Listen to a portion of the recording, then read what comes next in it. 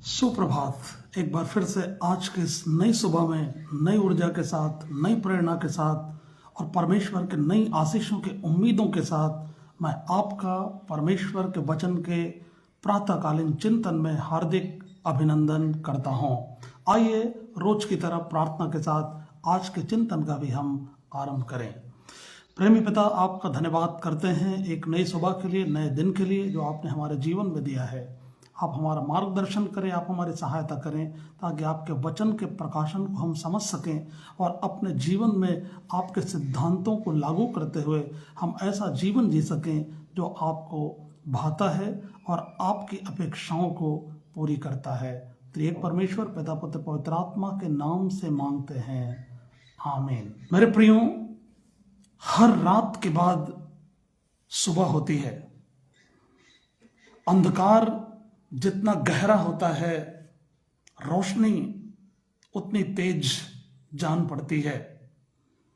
Bible बताती है कि कदाचित तुम्हें रात को रोना पड़े परंतु सवेरे आनंद पहुंचेगा।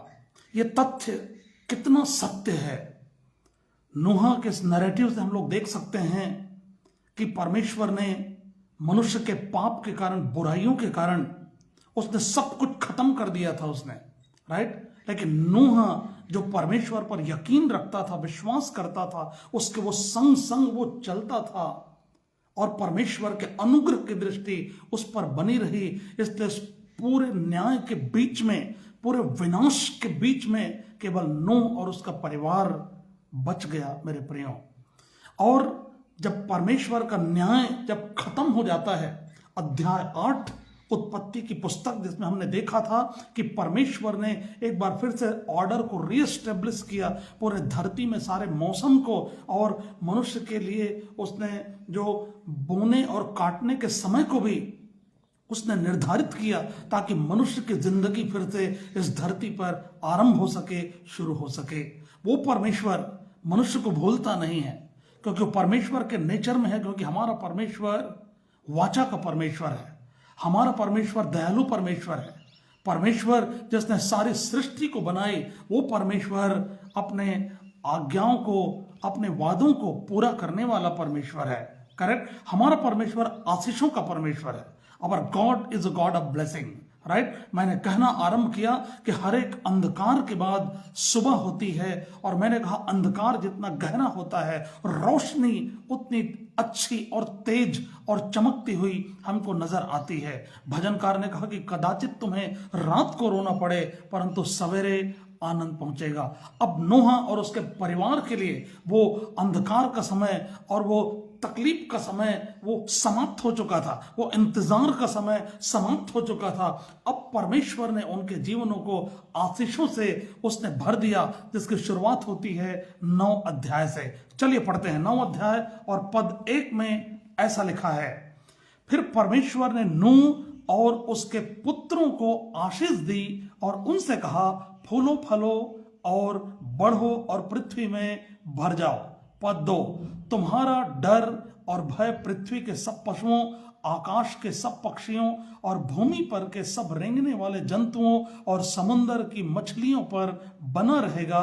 ये सब तुम्हारे वश में कर दिए जाते हैं। फिर परमेश्वर ने नूह से कहा, राइट। परमेश्वर ने कहा, कौन सा परमेश्वर? यहोवा परमेश्वर।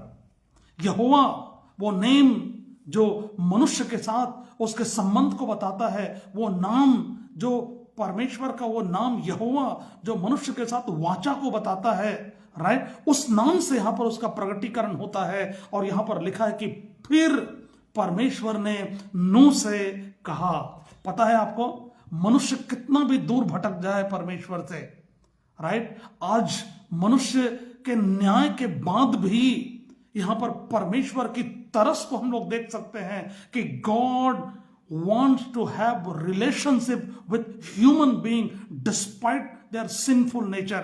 उनके पापमय स्वभाव के बावजूद भी परमेश्वर जो है मनुष्य के साथ संबंध को वो स्थापित करता है, right. It shows the God's grace which is reflected here, right, despite their sinful nature। Right. परमेश्वर ने बात किया नूह से। परमेश्वर जो है हमेशा वो मनुष्यों से वो बात करना चाहता है, राइट। लेकिन सवाल आज की सुबह मैं आपसे पूछता हूं, क्या आपका और मेरा हृदय भी अपने परमेश्वर से बात करने के लिए है क्या उतना तरसता है? क्या आप और मैं परमेश्वर की आवाज को सुनने के लिए क्या हम लोग बेताब होते हैं? क्या हम प्रतीक्षा करते हैं कि परमेश्वर मैं आपकी आवाज को सुनना चाहता हूं?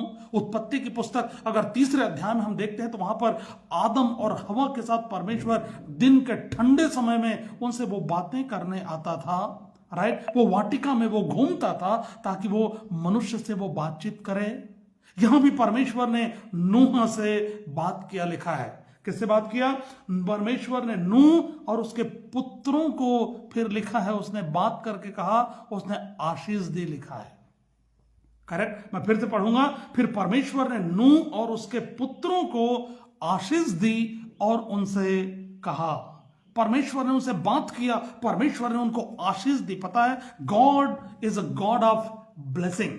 परमेश्वर हर तरह से आपको और मुझको और सारी मानव जाति को वो आशीष देना चाहता है। केवल परमेश्वर न्यायी परमेश्वर नहीं है, परमेश्वर केवल क्रोध करने वाला परमेश्वर नहीं है, लेकिन परमेश्वर आशीष देने वाला भी परमेश्वर है। आखिर मनुष्य को उसने अपने स्वरूप और अपनी समानता में ही तो बनाया है ना। क्या परमेश्वर अच्छी वस्तुओं को, उन आशीषों को क्या आपसे और मुझसे क्या वो अलग कर सकता है?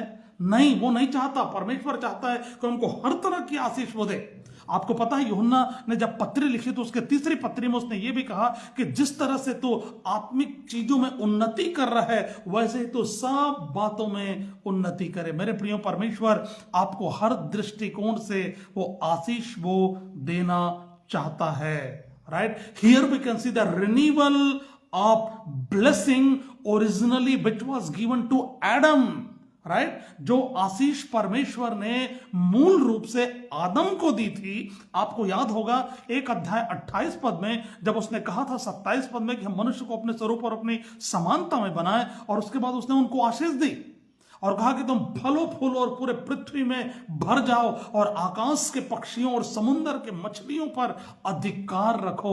ये मूल आशीष परमेश्वर ने आदम को उस समय दिया था जब आदम का स्वरूप और समानता परमेश्वर के समानता और स्वरूप में था, जो परमेश्वर ने मूल रूप से आदम को प्रदान किया था।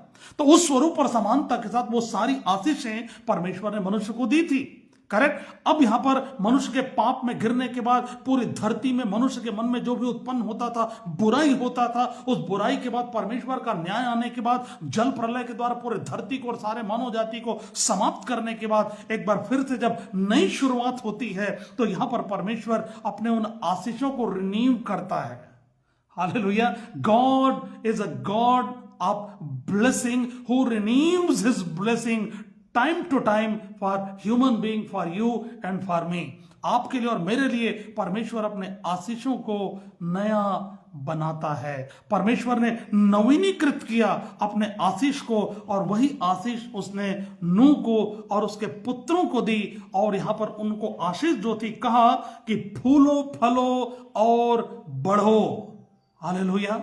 परमेश्वर चाहता है कि मनुष्य फूले फले और बढ़ता चला जाए, वो उन्नति करता चला जाए। परमेश्वर नहीं चाहता कि मनुष्य सीमित रहे, परमेश्वर नहीं चाहता कि मनुष्य संकुचित रहे।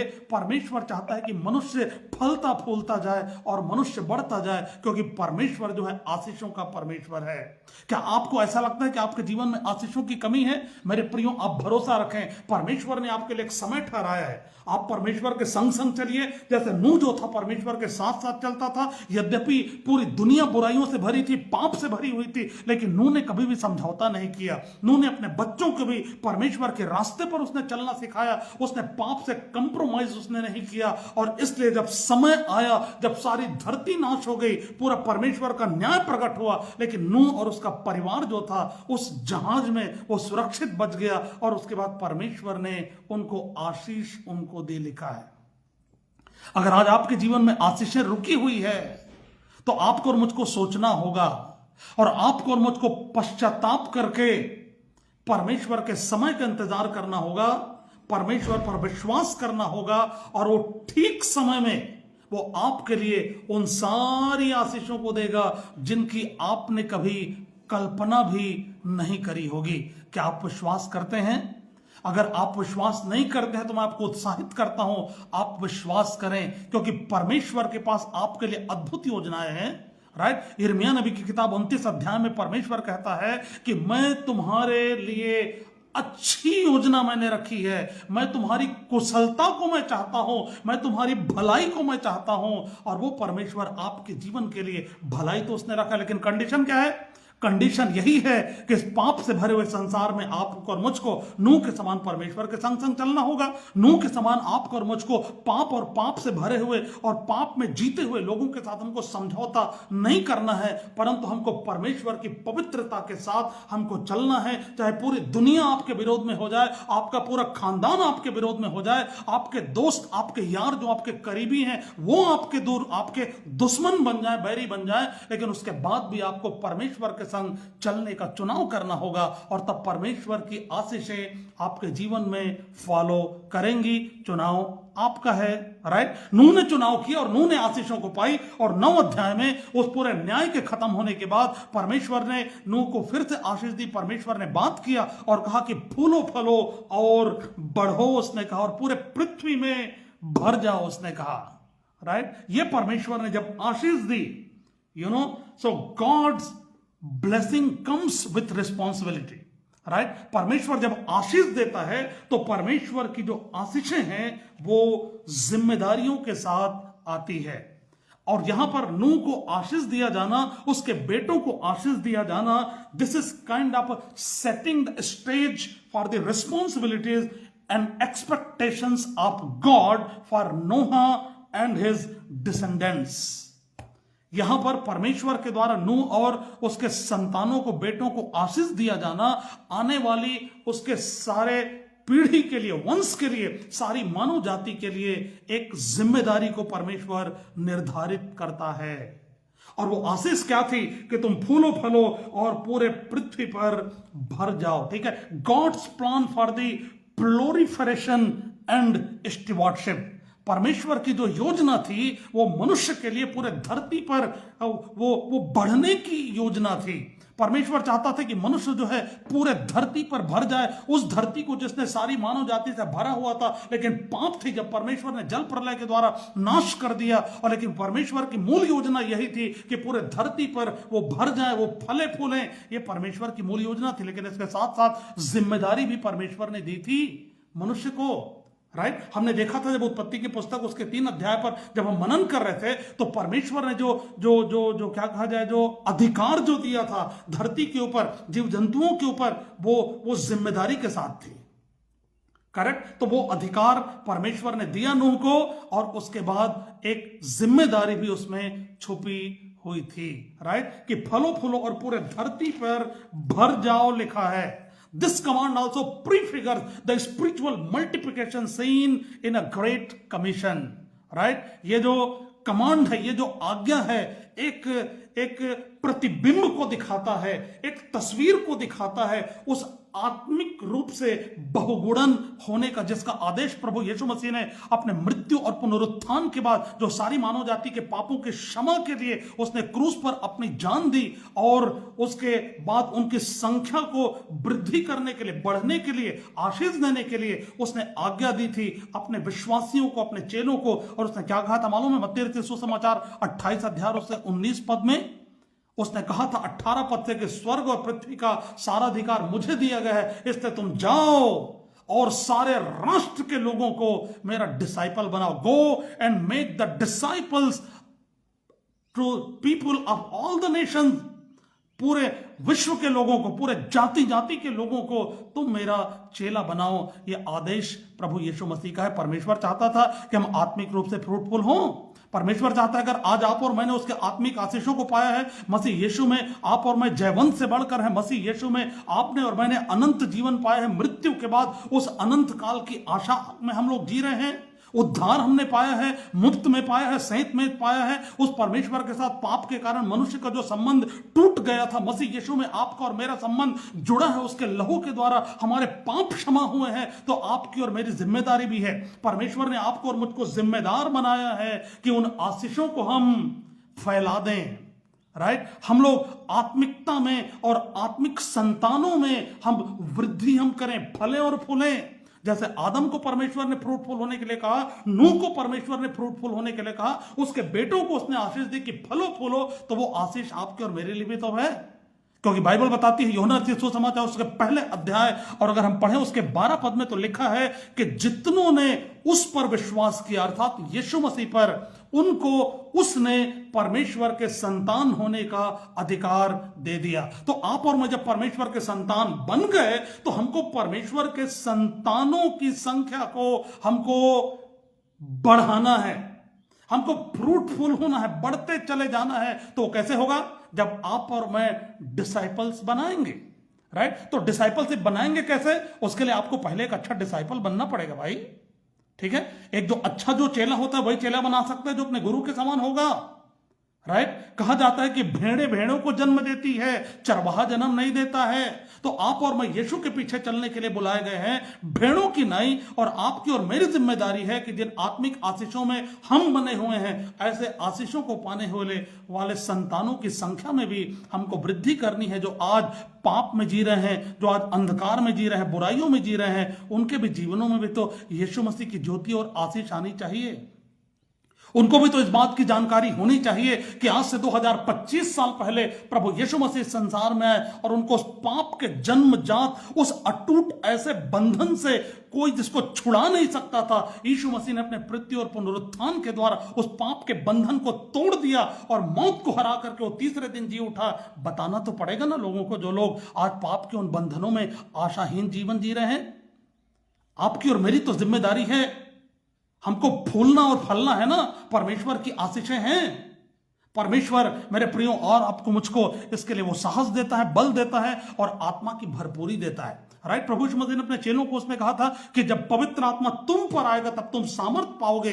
1 अध्याय 8 पद प्रेरितों के काम की पुस्तक जब आप पढ़ेंगे, 1 अध्याय 8 पद तो वहां पर लिखा है कि जब पवित्र आत्मा तुम पर आएगा और तुम सामर्थ पाओगे और तब तुम यरूशलेम, यहूदिया, सामरिया और दुनिया के छोर छोर तक तुम मेरे नाम के गवाह ठहरोगे। क्या आज आप और मैं यीशु मसीह के नाम के गवाह ठहरते हैं? अपने अच्छे जीवन के द्वारा, अपनी पवित्रता के द्वारा, अपने विश्वास के द्वारा, अपने प्रेम के द्वारा, अपने अच्छे संबंध के द्वारा, अच्छे शिष्टाचार के द्वारा, लोगों का आदर करते हुए, लोगों की सेवा करते हुए, लोगों की मदद करते हुए, क्या आप और मैं यीशु मसीह के गवाह हम लोग बन रहे हैं? मेरे प्रियो, अगर हम नहीं बन रहे हैं तो हम परमेश्वर की आज्ञा का पालन हम नहीं कर रहे हैं। अगर परमेश्वर ने आशीषें दी है तो परमेश्वर की आशीषें जिम्मेदारी के साथ है। अगर परमेश्वर ने हमको प्रभु यीशु मसीह में अनंत जीवन दिया है, मुफ्त में उसने उद्धार दिया है, तो वो जिम्मेदारी के साथ है। परमेश्वर चाहता है कि आप और मैं अपनी जिम्मेदारी को पूरी करें। अगर नहीं करते हैं, राइट, तो आज परमेश्वर आपसे कहता है और परमेश्वर आपसे बोलता है, क्योंकि परमेश्वर वो मनुष्यों से वो हमेशा वो बात करना चाहता है। इसलिए तो उसने नूह और उसके पुत्रों से कहा, उसने आदम से कहा, उसने भविष्यवक्ताओं से कहा और आज आपसे और मुझसे भी वो कहता है। अगर आज आप उसकी आवाज को सुनते हैं मेरे प्रियो, तो आज आप तैयार हो जाएं कि हाँ परमेश्वर, मैं आपकी आशीषों को पाना चाहता हूं। परमेश्वर, मैं आपकी आज्ञा का पालन करना चाहता हूं।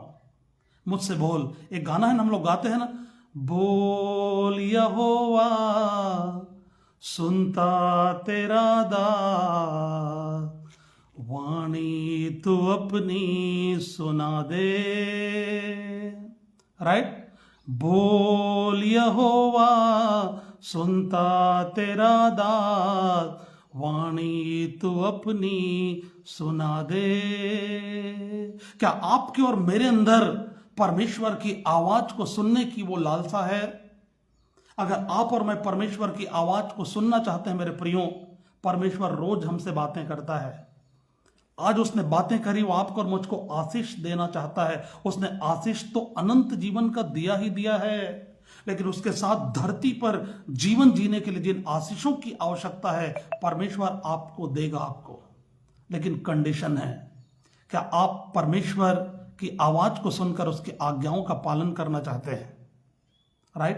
परमेश्वर आपको अनुग्रह दे, परमेश्वर आपके ऊपर दया करे, परमेश्वर आपको बुद्धि दे, आत्मा का अभिषेक दे, आत्मा की सामर्थ दे, ताकि इस पाप और बुराइयों से भरे हुए संसार के बीच में भी आप बिना समझौता किए हुए एक गवाही से भरी जिंदगी जी सकें, ताकि लोग कहें कि सचमुच ये व्यक्ति यीशु मसीह का चेला है, यीशु मसीह का शागिर्द है, यीशु मसीह की ज्योति है, क्योंकि ये पाप से भरे हुए संसार के बीच में भी पवित्र जीवन जीता है। वो झूठ नहीं बोलता, वो सबसे प्रेम करता है, वो क्षमा करता है, जब जरूरत होती है तो लोगों की मदद करने के लिए वो खड़ा होता है। दया का धनी वो व्यक्ति है। तब यीशु मसीह की शोभा आपके जीवन में और मेरे जीवन में दिखाई देगी। आइए प्रार्थना करें।